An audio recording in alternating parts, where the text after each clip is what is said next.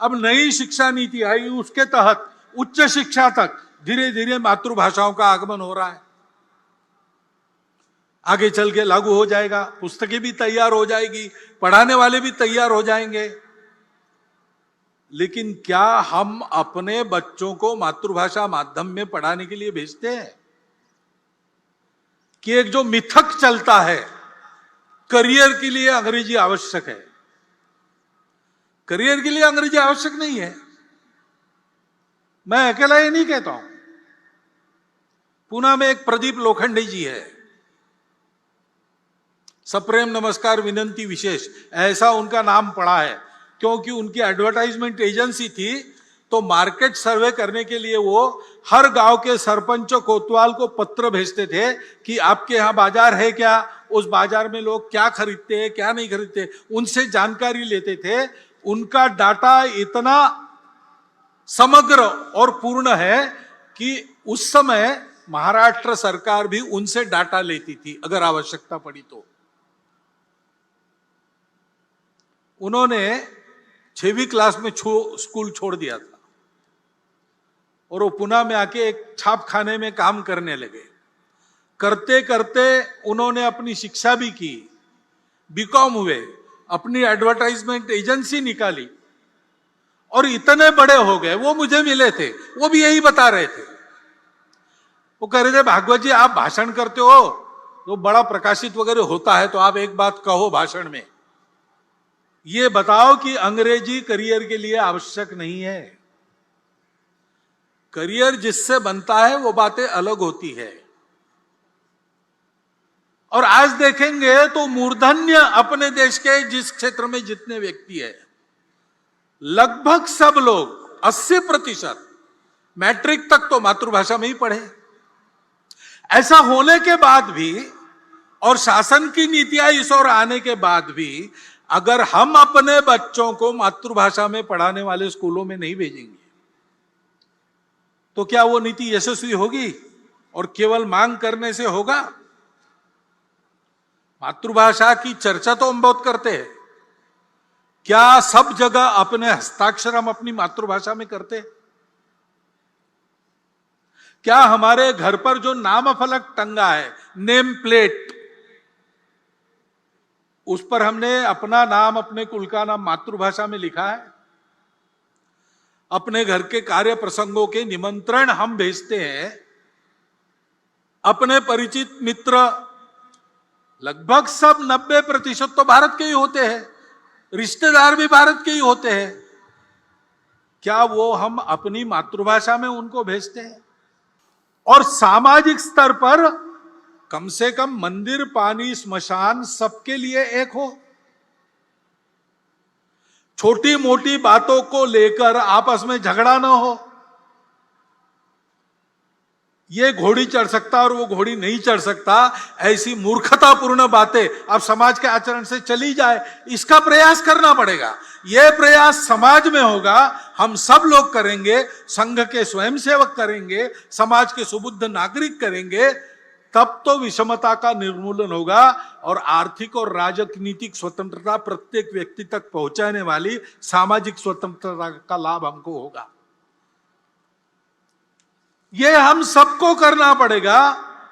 आर्थिक उन्नति के लिए भी रोजगार की बात आती है, बहुत सारी बातें चल रही है, स्किल ट्रेनिंग हो रहा है, उद्यमिता को बढ़ावा देने वाली नीतियां आ रही है और हम सब लोग चाहते हैं हमारी अर्थव्यवस्था कैसी हो, रोजगार उन्मुख हो, रोजगार बढ़ाने वाली हो, उपभोगवाद रहित हो, शोषण मुक्त हो, पर्यावरण की मित्र हो। सारी दुनिया आजकल ऐसा ही विकास चाहती है, हम भी चाहते हैं, परंतु हमारे जीवन से भोग वृत्ति को हमने निकाल दिया कि हमारे जीवन में संयम है। हम अपने परिवार में रहन सहन में सादगी बरतते हैं, जितना आवश्यक उतना ही खर्चा करते हैं कि अपने वैभव का प्रदर्शन करने के लिए लुटाते हैं। हमारी प्रवृत्ति क्या है? हम इसकी चिंता करते हैं कि नहीं कि मेरे करने में, मेरे अपने लिए कमाने में किसी का शोषण न हो। योगः कर्मसु कौशलम गीता में कहा है, और तथागत ने कुशलस्य उपसंपदा कहा है। वो कुशलता ये है अपना जीवन चलाना, दूसरे किसी के जीवन को हानि बिना पहुंचाए। ये हमारी परंपरा है। क्या हमारे जीवन में वो आई है? बीच में चली गई, हम स्वार्थी बन गए। उस स्वार्थ को अपने मन से हटाकर हमने इस आचरण को अपनाया नहीं तो शोषण मुक्त अर्थव्यवस्था कहां से आनी? रोजगार यानी केवल नौकरी, और नौकरी के पीछे ही भागेंगे, और वो भी सरकारी हो, और बने तक मेरे घर के पास हो ऑफिस। ऐसा सब लोग दौड़ेंगे तो नौकरी कितनी दे सकता है? सरकारी और प्राइवेट मिलाकर किसी भी समाज में 10, 20, 30% ज्यादा से ज्यादा नौकरियां होती है। बाकी सबको अपना काम करना पड़ता है। उस उद्यमिता की प्रवृत्ति बढ़नी चाहिए। स्टार्टअप्स वगैरह सरकार शुरू कर रही, सरकार उसको प्रोत्साहन दे रही, लेकिन हमको उधर जाना चाहिए। हम करते हैं तो होता है। कोरोना में हमने देखा, कोरोना में और बड़ी संख्या में 3 करोड़ से ऊपर लोगों का इधर से उधर जाना हुआ, रोजगार छूट गए, नए रोजगार नहीं बने। ऐसे लोगों को रोजगार देने का काम हमने किया, केवल संघ के स्वयंसेवक ने नहीं। कोई एक संगठन, एक सरकार, एक नेता नहीं कर सकता, लेकिन उस समय सब लोग इकट्ठा आ गए। शासन प्रशासन भी आया, समाज के सधन संपन्न व्यक्ति भी आए, उद्योग चलाने वाले लोग भी आए, संघ के कार्यकर्ता, समाज के कार्यकर्ता, सब एक हुए और सबने प्रयास किए तो मिल गया काम लोगों को। और इस अनुभव से सीखकर जो स्वयंसेवक आर्थिक विषयों को ध्यान देने वाले संगठन में काम करते हैं, उन्होंने बाद में भी ये उपक्रम चलाया, समाज के ऐसे सब लोगों को साथ लिया, उनके साथ वो रहे, और एक एक जिला केंद्र पर उस जिला में ही जिनको काम मिल सकता है वहां के तरुणों को ऐसे रोजगार कौन से, उनका प्रशिक्षण और रोजगार देने की बात उन्होंने शुरू की। 350 जिलों में ये काम शुरू हो गया है, सब जिलों में शुरू होगा, और अभी तक बड़ा उल्लेखनीय रोजगार देने का काम उनके द्वारा हुआ है। आंकड़े मेरे पास नहीं है, नहीं तो मैं बताता, लेकिन ये मुझे मालूम है कि 350 जिलों में जिला केंद्र से ये काम शुरू हो गया है। ये हम अगर करेंगे नहीं तो अकेली सरकार और प्रशासन कितना रोजगार बढ़ा सकते? रोजगार लघु उद्योगों में, सहकारिता में, कृषि में सबसे ज्यादा होता है। ये तो अधिकांश सारे समाज के हाथ में है। समाज अगर ध्यान नहीं देता तो ये होता नहीं है। बार बार समाज समाज समाज, ये मैं क्यों कह रहा हूं? सरकार को उसके दायित्व से मुक्त करना मैं नहीं चाहता हूं, और हमको मुक्त नहीं करना है, उस पर नजर रखनी है, ठीक करते हैं कि नहीं अपने दायित्व को पूरा। जनता का यही काम है। परंतु वो अपना दायित्व पूरा करेंगे तो भी अगर समाज नहीं करता तो उनकी बातों का यश नहीं आने वाला, क्योंकि सब बातों का कारण समाज है। उस समाज में यह परिवर्तन लाना पड़ेगा। समाज बड़ा विशाल है, कुछ लोग उससे भी डरते, इतनी बड़ी जनसंख्या है, पहले उसको कम करो नहीं तो कुछ नहीं होगा। यह वाक्य पूर्ण सत्य नहीं है। ये बात सही है, जनसंख्या जितनी ज्यादा उतना बहुत ज्यादा, लेकिन यही एक बात नहीं है, क्योंकि जनसंख्या जैसे एक बोझ के रूप में देखी जा सकती है, वैसे जनसंख्या का ठीक से उपयोग किया तो एक साधन बनता है, एसेट बनता है। आज अपनी इतनी ज्यादा जनसंख्या है तो जैसे उसका वर्णन बोझ के रूप में हो सकता है, वैसे हम ये भी कह सकते हैं कि हम आज डेमोग्राफिक डिविडेंड की स्थिति में है। 57 करोड़ युवाओं की संख्या किसी दुनिया के देश में नहीं है। चीन हमारा पड़ोसी बूढ़ा हो चुका है, हम जवान रहने वाले 30 साल तक।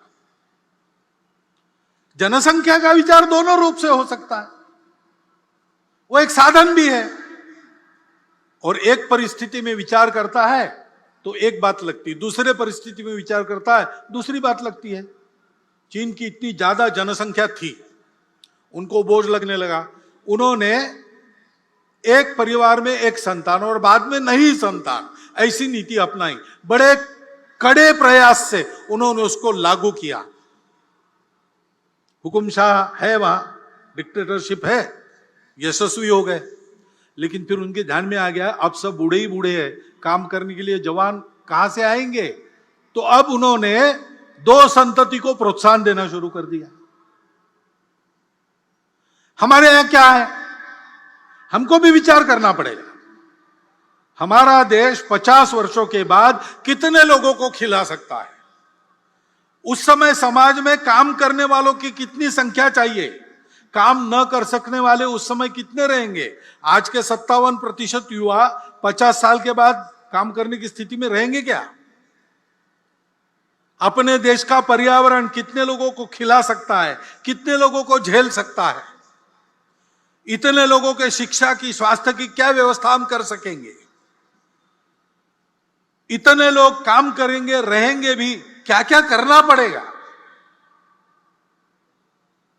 और केवल देश का प्रश्न नहीं है, जन्मदात्री तो माता होती है, वो हमारी मातृशक्ति का सशक्तिकरण हमने कितना किया है, उनका स्वास्थ्य कैसा है, उनको उनकी इच्छा क्या है, उनकी आवश्यकता क्या है। बोलने वाले नहीं रहे, भाषाएं समाप्त हो गई। और इसलिए ऐसा समग्र विचार करना चाहिए। और ये भी हम देखते हैं कि जनसंख्या में प्रमाण का भी संतुलन चाहिए। हम भुगते हैं, जनसंख्या का असंतुलन हुआ तो 50 साल पहले उसके गंभीर परिणामों को हमने भुगता। और केवल हमारा ऐसा हुआ ऐसा नहीं, आज की तारीख में पूर्व तिमोर नाम का एक नया देश बना, दक्षिण सुदान नाम का नया देश बना, कोसोवो बना। जनसंख्या में पंथ संप्रदाय के प्रमाण में अंतर आने से नए देश बन गए, देश टूट गए। यह असंतुलन, जन्मदर एक भाग है उसका, लेकिन जोर जबरदस्ती या छल कपट से, लालच से मतांतरण, यह सबसे बड़ा फैक्टर है। और जहां सीमा पार से घुसपैठ होती है, वहां घुसपैठ से भी यह होता है। उस संतुलन का भी ध्यान रखना देश हित की दृष्टि से अनिवार्य बात है। और इसलिए जनसंख्या की एक समग्र नीति बने, वो सब पर समान रूप से लागू हो।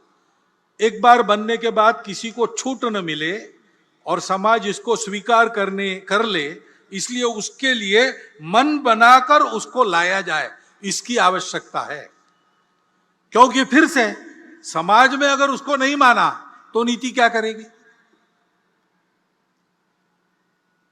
समाज स्वीकार करता है, अगर लाभ देने वाली बात है, स्वार्थ की बात है, समाज सहर्ष स्वीकार करता है, उसको लिए समझाना नहीं पड़ता। लाभ दिखता है या 3 साल के बाद, 5 साल के बाद, 10 साल के बाद बच्चों को मिलने वाला है, ये अगर पक्का है, समाज उसको स्वीकार करता है। लेकिन जहां देश के लिए छोड़ना पड़ता है, हमको नहीं मिलेगा किसी और को मिलेगा, जलना बंद करके देना पड़ता है, वहां समाज में सहयोग दिखता है कि प्रतिरोध दिखता है। सवाल बात है। जो ऐसा त्याग करना पड़ता है, जो ऐसी तपस्या करनी पड़ती है, उसको भी समाज स्वीकार करे। इसलिए स्व की जागृति का महत्व है, क्योंकि समाज यानी हम है। एक मैं यहां हूं, लेकिन मेरा समाज, हमारी सबकी एक समान पहचान है। वो हमारी समान पहचान कौन सी है? सौभाग्य से भारतवर्ष में इतनी सारी भाषाएं हैं, इतने सारे पंथ संप्रदाय है। विदेशों के आक्रमण के कारण भी कुछ संप्रदाय हमारे यहां बन गए, हमारे ही लोग उस संप्रदाय में है। उनकी पूजाएं पंथ संप्रदाय विदेशी है, वो यहां के है। इस 4 में से एक का भी अधिक्षेप या तिरस्कार जिस बात में होता है, वो अधर्म है, चाहे वो चलता आया हो। इसलिए अस्पृश्यता अधर्म है, जात पात की विषमता, भेद अधर्म है। कहीं भी लिखा हो, इसमें सत्य हम सब एक है, इसका अधिक्षेप होता है। इसमें परस्पर संवेदना करुणा का अधिक्षेप होता है। इसमें तन मन की शुचिता का अधिक्षेप होता है और इसमें तपस की प्रतिष्ठा कम हो जाती है। और कुछ नहीं, बस इतना चाहिए, बाकी आपकी मर्जी। इसके बाहर यह विचार हिंदू राष्ट्र का विचार है, ऐसा लोग कहते हैं, क्योंकि वो है हिंदू राष्ट्र का यही विचार है, इसलिए हम कहते हैं हिंदुस्तान हिंदू राष्ट्र है। इन बातों को मानने वालों का संगठन हम कहते हैं हम हिंदू संगठन करते हैं। हम किसी का विरोध नहीं करते, सर्वेशाम अविरोध चलता है। लोग हैं जो इसी को मानते लेकिन इसको हिंदू कहने से कतराते या डरते हैं या विरोध भी करते हैं, नहीं चाहिए ये शब्द। लेकिन आशय यही है, हमको कोई कष्ट नहीं है उसका, हमारा उनके साथ कोई झगड़ा नहीं है। भारतीय शब्द का उपयोग करते, इंडिक शब्द का उपयोग करते, चलता है, अर्थ वही है। हम अपनी स्पष्टता के लिए इस शब्द पर पक्के रहेंगे, इसका उपयोग करेंगे और सत्य, करुणा, शुचिता और तपस के आधार पर संगठित शक्ति का निर्माण करेंगे। ऐसे आधार पर जो शक्ति खड़ी होती है वो कभी उपद्रवी शक्ति नहीं बनती, क्योंकि उसके साथ शील रहता है। प्रार्थना में है हमारे, अजय्यांच विश्वस्य देहीश शक्ति। हमने अजय्य शक्ति मांगी भगवान से, जिसको कोई जीत नहीं सकता ऐसी शक्ति मांगी, जिससे हम सबको जीते ऐसी शक्ति नहीं मांगी, क्योंकि हमको जीतना नहीं, हमको जोड़ना है। और इसलिए हमारी प्रार्थना में शब्द है, हमको कोई जीत न सके, हम विश्व में सर्वत्र और सबके साथ भाईचारा, भद्रता और शांति के पक्ष में सदा रहे। लेकिन लोग डराते, अरे संघ वाले मारेंगे, अरे हिंदू संगठन होगा ना तो सबको बाहर जाना पड़ेगा, यह हवा फैलाते हैं। ऐसा कुछ डर मन में है, और है इसलिए उसका निराकरण करने की इच्छा मन में लेकर तथाकथित अल्पसंख्यक समाज के कुछ बंधु पिछले वर्षों में हमसे मिलते रहे हैं, और हम भी मिले हैं, हमारे प्रमुख अधिकारी उनसे मिले हैं। आना जाना दोनों चल रहा है, ये कोई परसों नहीं हुआ, ये बहुत पहले से चल रहा है। भाव तो संघ का डॉक्टर साहब के समय से यही है, परंतु प्रत्यक्ष में शुरू हुआ श्री गुरुजी को डॉक्टर जिलानी मिले तब से, और तब से यह क्रम धीरे धीरे बढ़ रहा है, और ये बढ़े ऐसी हमारी इच्छा है संघ की, और संघ इस संवाद को कायम रखेगा। क्योंकि समाज को तोड़ने के प्रयास चल रहे हैं। अब कुछ दिन पहले उधर उदयपुर में, इधर अमरावती में और भी जगह बहुत जघन्य क्रूरता वाली घटनाएं हुई। क्या कारण था, क्या नहीं, उसकी चिकित्सा नहीं करते, जो हुआ वो बहुत क्रूरतापूर्ण हुआ। पूरा समाज विरोध में गया। हमेशा होता नहीं, लेकिन इस बार मुस्लिमों के भी कुछ प्रमुख लोगों ने इसका विरोध किया, उसको गैर इस्लामिक बताया। अन्याय, असत्य, अत्याचार, आतंक के खिलाफ ऐसे ही खड़ा होना चाहिए, ये अपवाद न रहे। सभी समाजों के सज्जनों को ऐसा मुखर होना चाहिए। हिंदू समाज में ये मुखरता है, ऐसी घटनाएं घटती है तो कोई हिंदू भी आरोपित है, उसका भी निषेध करते, उसके खिलाफ बोलते। कभी कभी गलतफहमी में हमको भी गाली खानी पड़ी है, हमको भी उत्तर देने पड़े। आज हम समाज के विश्वास पात्र है, समाज हमको चाहता है, लेकिन हम ऐसा कुछ करें तो हमारी टांग और कान पकड़ के खींचेगा समाज। हिंदू समाज ऐसा है, सबको ऐसा बनना चाहिए। जो गलत है, कितना भी प्रोवोकेशन हो, कितना भी उकसावा हो, कानून के मर्यादा में रहना चाहिए, संविधान की मर्यादा में रहना चाहिए। अपना आचरण उसके बाहर नहीं जाना चाहिए। वो हम सब ने मिलकर अपने ऊपर लाद लिया अनुशासन है, उसका पालन करना ही चाहिए।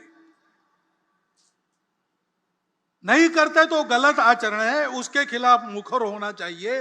ये मुखरता समाज का स्वभाव बनना चाहिए। इसके नियंत्रण में सक्रियता और सहयोग समाज का स्वभाव बनना चाहिए। इसकी आवश्यकता है। कानून संविधान की मर्यादा सबको पालन करनी चाहिए और उसके अंदर विरोध जताते समय भी अपने बोलने से समाज जुड़ जाए, टूटे नहीं। दिल को किसी के तोड़े मत, श्रद्धा को ठेस न पहुंचाए, इसकी चिंता करनी पड़ेगी, इसका ध्यान रखना पड़ेगा। क्योंकि हम सब लोग दिखते भिन्न हैं, लेकिन हम दिखते अलग है, इसलिए हमारा अलगाव है। हम एक दूसरे के नहीं है, हम भारत से अलग है, हमको अलग चाहिए, ये गलत विचार है। इस गलत विचार का दुख भरा परिणाम हमने देखा है। ऐसा गलत विचार करने के कारण भाई टूटे, धरती खोई, मिटे धर्म संस्थान, ये प्रसंग हुआ। हमको फिर से उस रास्ते से नहीं जाना है। हमको एक रहना है, तो हमको भारत होना है। अब खबरें पाइए सबसे पहले हमारे मोबाइल न्यूज एप्लीकेशन पर। एंड्रॉइड या iOS प्लेटफॉर्म पर जाइए, HW न्यूज नेटवर्क को सर्च कीजिए, डाउनलोड कीजिए और अपनी सुविधानुसार भाषा का चयन कीजिए। खबरों की भीड़ में अपने काम की खबर पाते रहिए।